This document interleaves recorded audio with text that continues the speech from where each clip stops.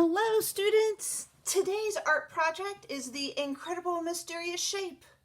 And what will that shape be?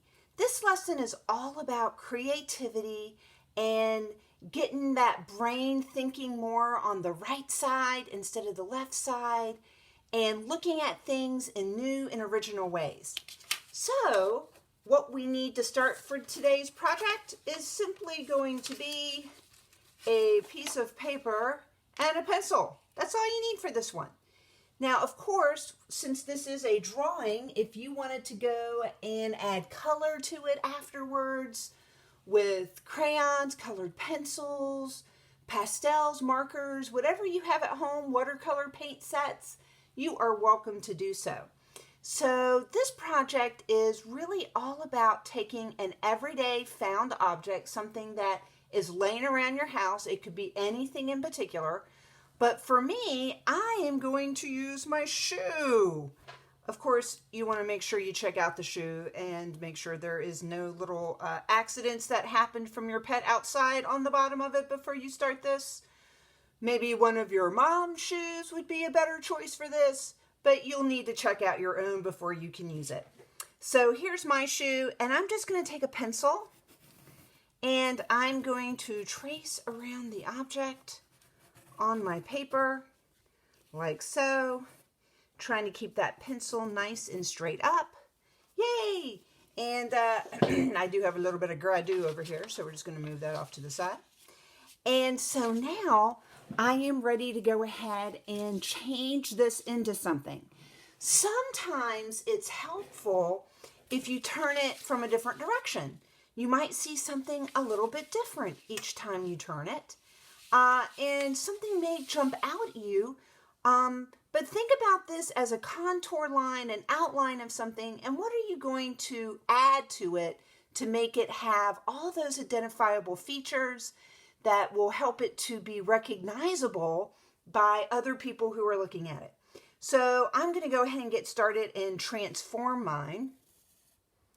You might even want to make this like a charade sort of a game. Let's see who can come up with what it's going to be in your home first. Try not to scream too loud over each other. You think you know what it is?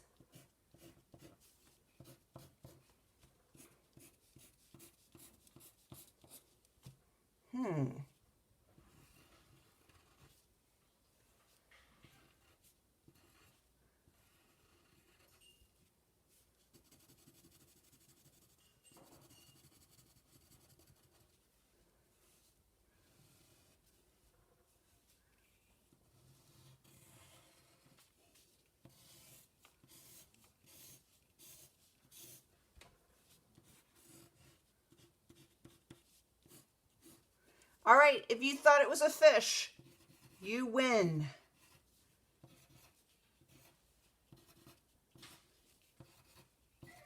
Notice how I'm adding details to it to make it even more recognizable. I don't have to put scales on the whole thing. That's one of those little artist trade secrets where you don't have to fill in the whole thing in order for people to get the idea of what it's supposed to look like, and they'll fill in the spaces in using their imagination. All right, so I need to add a background. So let me think here. Maybe I'm going to have some seaweed. Maybe I will have maybe a mermaid will be over here. Her hair will be flowing out around her because you know that's what happens when you're in the water.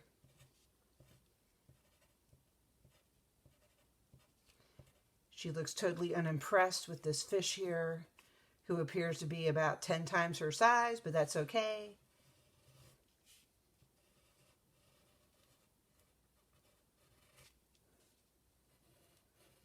If you can't do hands really great, you know, just do the mitten thing and add a few lines in there.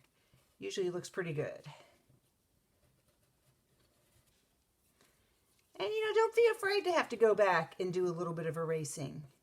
That is looking at it and making revisions, and that is really half of art right there.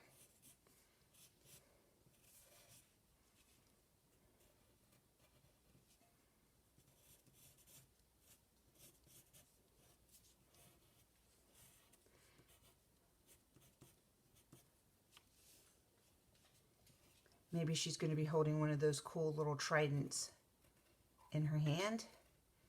Maybe she's on patrol for Poseidon. We just don't know. Maybe there'll be a clam here that's nice and open.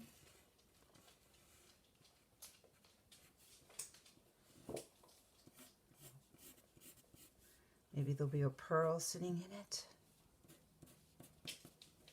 Maybe we need to put some little bubbles in there.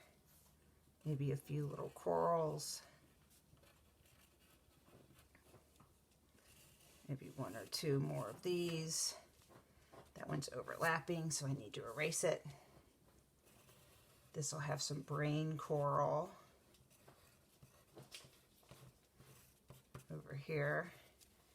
And, you know, maybe there's a fisherman up above, and he's got his little fishing line going down, trying to catch some other little fishies. All right, so I'd like for you to find an object, whether it's your shoe or something else, and you can make your own, and we'll see what you do. Be sure to reply back and tell me what you think of this lesson. Sweet. All right, students. Here is an interesting artwork I'm going to show you now.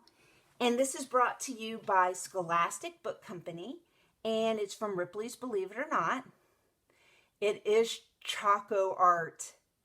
Few galleries would allow visitors to lick the works of art, but British food artist Prudence Emma State actually encourages it. Her chocolate room, which includes a solid chocolate fireplace, chocolate paintings, lickable chocolate walls, a chocolate chandelier, and chocolate vases and logs could feed more than 500 chocoholics.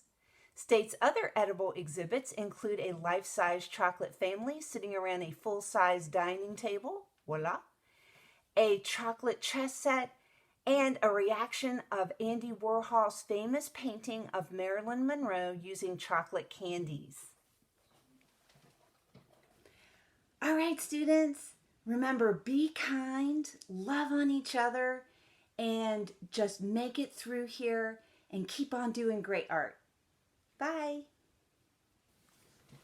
All right, just for some extra added bonus footage, I'm going to try to do some time lapse and show you some different alternatives to my solution.